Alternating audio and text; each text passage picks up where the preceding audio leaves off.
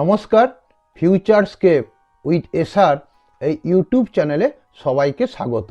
আজকে আমার আলোচ্য বিষয় হলো NMMSE 2025 যে স্কলারশিপ এক্সামিনেশন হবে তা নিয়ে ছাত্রছাত্রীদের সাফল্যের যে সঠিক রসায়ন, সাফল্যের যে সঠিক দিশা সেটা দেখানো। এই পরীক্ষাটির দিন আছে 21শে ডিসেম্বর 2025। প্রথমেই সমস্ত আমার দর্শকদের জন্য আমি এই পরীক্ষার কিছু নিয়মাবলী সম্বন্ধে অবগত করতে চাই।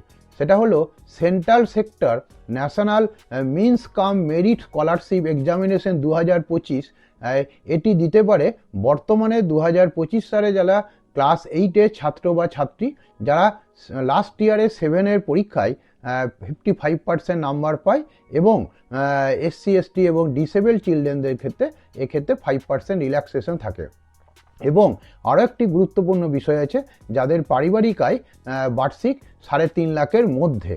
এবং এই পরীক্ষাটি কেবলমাত্র স্টেট গভর্নমেন্ট স্পন্সর্ড বা স্টেট গভর্নমেন্ট রেকগনাইজড গভর্নমেন্ট স্কুলে যারা পড়াশোনা করে সেই সমস্ত ছাত্রছাত্রীরা এবং মাদ্রাসা স্টেট গভর্নমেন্ট মাদ্রাসার ছাত্রছাত্রীরা পরীক্ষায় বসতে পারে। কোনো বেসরকারি বিদ্যালয়ের ছাত্ররা কিন্তু এই পরীক্ষায় অনুমোদিত নয়।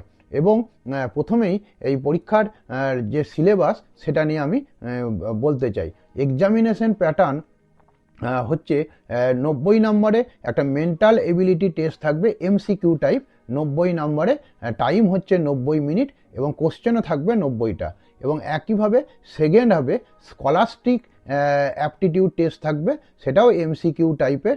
90টি কোশ্চেন থাকবে, 90 মার্কস থাকবে, 90 মিনিটের পরীক্ষা হবে।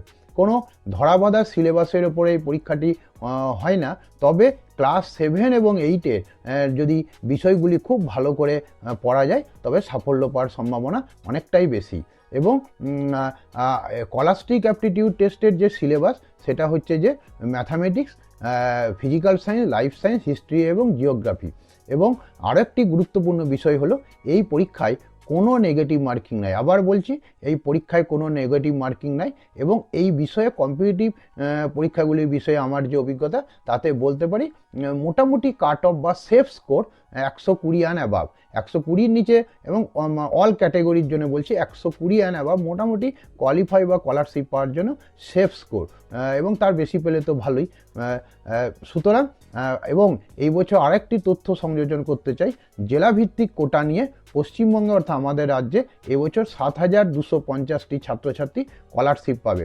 এবং এই স্কলারশিপ তারা 9, 10, 11, 12 4 বছরই কিন্তু এই স্কলারশিপটি পাবে। স্বাভাবিকভাবেই মা বাবা এবং ছাত্রের আর্থিক একটু সুরাহা হবে এবং তাদের আগামী দিনে পড়াশোনার ক্ষেত্রেও সুবিধা হবে। প্রথমে আমি ম্যাট নিয়ে আলোচনা করব, মেন্টাল এবিলিটি টেস্ট। প্রথমেই এখানে 10টি প্রশ্ন থাকবে, যেমন এগুলো খুব মন দিয়ে ভিডিওটি সবাইকে দেখতে হবে, শেষ পর্যন্ত দেখলে এবং তাদের সাফল্য পাবে। এবং আগামী দিনে এই পরীক্ষা নিয়ে আমি আরও কয়েকটি এপিসোড নিয়ে আসবো। প্রথমে 10টি প্রশ্নে থাকবে, সেটি হলো অড ম্যান আউট, অর্থাৎ যেটি বেমানান সেটি খুঁজে বার করতে হবে। এটা কীরকম থাকতে পারে খুব মন দিয়ে শুনতে হবে। যেমন বর্গ সংখ্যা বা কিউব সংখ্যা থাকবে, কিউব মানে ঘন সংখ্যা। তাতে দেখা যাবে যে 3টি কিউব সংখ্যা আছে এবং 3টি বর্গ সংখ্যা আছে, একটি বর্গ নয়। তাহলে যেটি নয় সেটি তাহলে উত্তর হবে। তারপরে বর্গ সংখ্যা থাকলো এবং অপরটিও বর্গ সংখ্যা থেকে দেখা গেলো কতগুলো 3টে বর্গ সংখ্যা থাকলে আর একটি থাকলো বর্গ সংখ্যা থেকে 1 বেশি বা 1 কম। তারপরে কি হবে, মৌলিক সংখ্যা দেওয়া থাকবে, একটি মৌলিক নয়। এইগুলো ফলো করলেই সাফল্য পাওয়া যাবে। 31 দিনের মাস দিয়ে দেবে বা 30 দিনের মাস দিয়ে দেবে, একটি 30 দিনের নয় বা একটি 31 দিনের নয়। তারপরে কি হবে, সৌরজগতের গ্রহগুলো দিয়ে দেবে, দেখা যাবে তার মধ্যে একটি উপগ্রহ, তার মানে সেটি অড ম্যান আউট। রাজধানী থাকবে, তার মধ্যে দেখা যাবে একটি রাজধানী নয়, তার মানে সেটি অড ম্যান আউট। রাজ্য দিয়ে দেবে, তার মধ্যে একটি থাকবে কেন্দ্রশাসিত অঞ্চল, তার মানে সেটি অড ম্যান আউট। লেটার এবং সংখ্যা মিশিয়েও দিতে পারে। এবং আরেকটি কথা বলি, লেটারগুলোর পজিশন খুব ভালো করে জেনে রাখতে হবে। যেমন এম-এর পজিশন হচ্ছে 13, আমরা এমকেই টার্গেট করি, এম মাঝে আছে 13টা। এবার আগে পিছে বা এরকম পেছনে যে লেটারগুলো আছে তাদের পজিশন জেনে রাখতে হবে। তারপরে একটি সংখ্যা দেখা যাবে যে একই সংখ্যা দিয়ে 3টি সংখ্যা অপশনে বিভাজ্য, অন্যটি নয়। একই সংখ্যা হয়তো 2 দিয়ে সব 3টে বিভাজ্য, 3 দিয়ে বিভাজ্য, কিন্তু আরেকটি যে সংখ্যা আছে সেটি কিন্তু এই 2 বা 3 দিয়ে বিভাজ্য না, তাহলে সেটি উত্তর হবে। বিজ্ঞানের এককগুলি দিয়ে দিতে পারে, তার মধ্যে একটি বিজ্ঞানের একক নয়, 4টি এটার দিয়েও থাকতে পারে এবং তাদের পজিশনগুলি আবার বলছি ভালো করে দেখতে হবে। জ্যামিতিক চিত্র তাদের বাহু বা কোণ দিয়ে দিতে পারে, যেমন 4টে বাহু দিয়ে দিল, যেমন বিভিন্ন চতুর্ভুজ দিল, তার মধ্যে একটা ত্রিভুজ দিয়ে দিল। তারপরে বাড়ির বিভিন্ন সম্পর্কের ক্ষেত্রে দিয়েও দিতে পারে অড ম্যান আউট, যেমন বাবা মা ভাই বোন, এখান থেকে একটা হয়তো নিস বা আন্ট দিয়ে দিল। তারপরে ইনডোর গেমস দিয়ে দেবে, 3টি ইনডোর গেমস, একটি আউটডোর গেমস, যেমন ক্রিকেট বা ফুটবল আউটডোর গেম। তারপরে এটাই ভালো করে এগুলো জানতে হবে। তারপরে অঙ্গ প্রত্যঙ্গ, আমাদের শরীরের যে অঙ্গ প্রত্যঙ্গ আছে সেইগুলো দিয়েও থাকবে, 3টি অঙ্গ প্রত্যঙ্গ, একটি নয়। ভাওয়েল দিয়ে থাকবে, 3টি ভাওয়েল, একটি ভাওয়েল নয়। রামধনু রঙগুলো দিয়ে থাকবে, হয়তো দেখা যাবে একটা রামধনু রং নয়। তারপরে এরপরে যে 10টি প্রশ্ন থাকতে পারে সংখ্যা শ্রেণী। সংখ্যা শ্রেণীগুলি কীরকম হবে? সাধারণত এরকমই হয় যে সিরিজগুলো থাকে একই সংখ্যা যোগ বা বিয়োগ হয়ে এগিয়ে যায়, একই সংখ্যা যোগ বা বিয়োগ হয়ে +1 +1 +1 +2 +2 +2, বা দেখা গেল একই সংখ্যা দিয়ে ভাগ হয়ে যাচ্ছে, বা একই সংখ্যা দিয়ে গুণ, প্রথমের সঙ্গে দ্বিতীয় হচ্ছে *1, দ্বিতীয়র সঙ্গে তৃতীয় আছে *1, এক করে গুণ করে গেছে, বা 2 করে গুণ করে গেছে।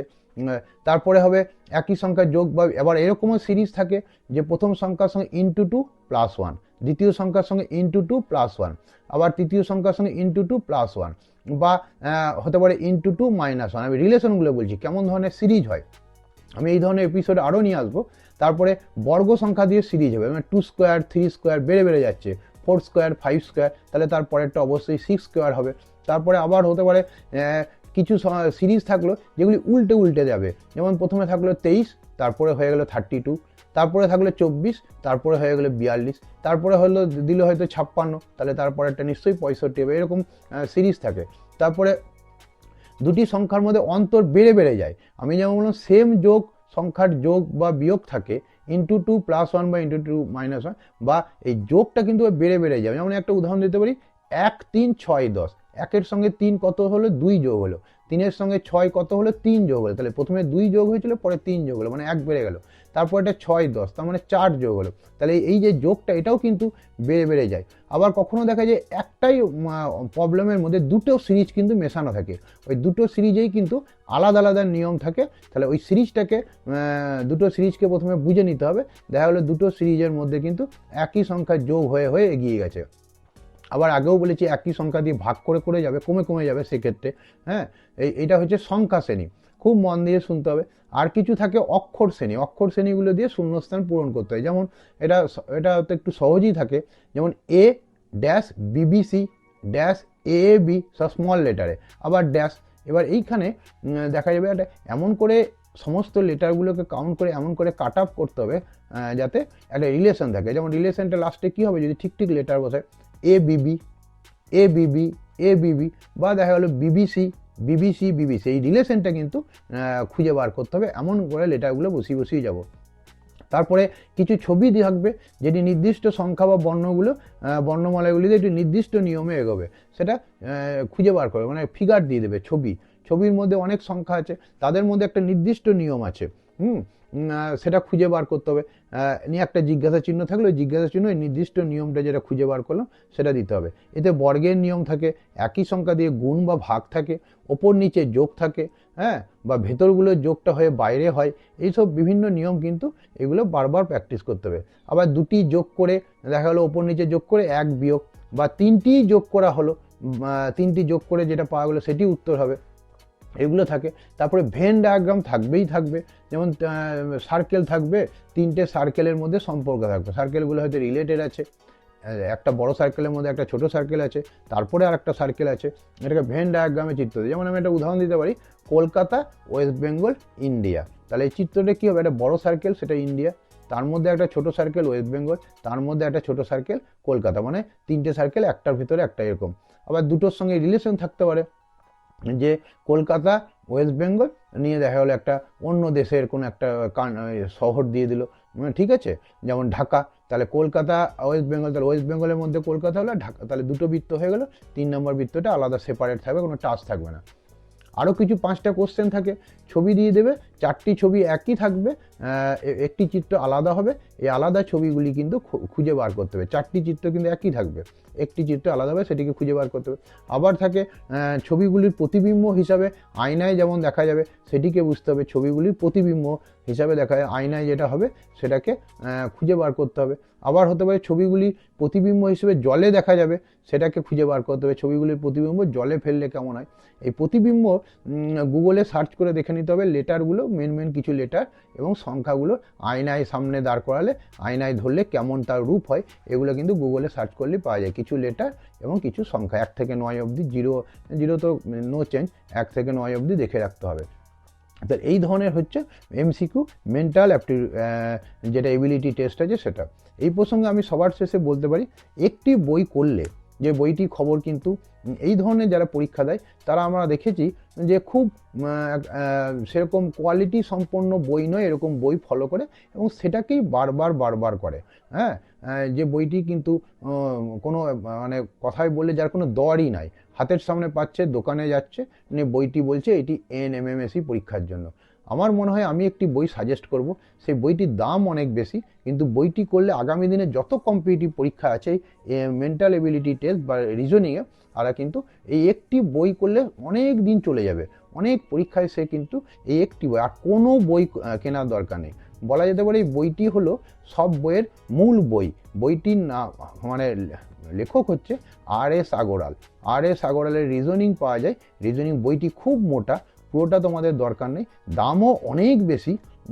দামটা যদি শেয়ার করে 2-3 জন মিলে কিনতে পারো, মানে প্রতিদিন তো আর ওই বইটা পড়বে না, যে একটা চ্যাপ্টার হয়ে গেলো তারপর অন্য চ্যাপ্টার। এই RS আগরওয়ালের রিজনিং বইটি অনেক মোটা, সব চ্যাপ্টার পেছন দিকেরটা তো দরকারই নেই, কিন্তু প্রায় অনেক টাকা দাম, 1000 টাকার উপরে তো বেশি বা তার বেশিও হতে পারে। বর্তমান সময়ে কত দাম, 3-4 জনে মিলে বা 2-3 জনে মিলে কিনতে হবে, কিনে কেউ পড়লো 1 দিন 2 দিন করে শেয়ার করে করতে হবে। আপাতত আজকে ভিডিওটি এই অবধি।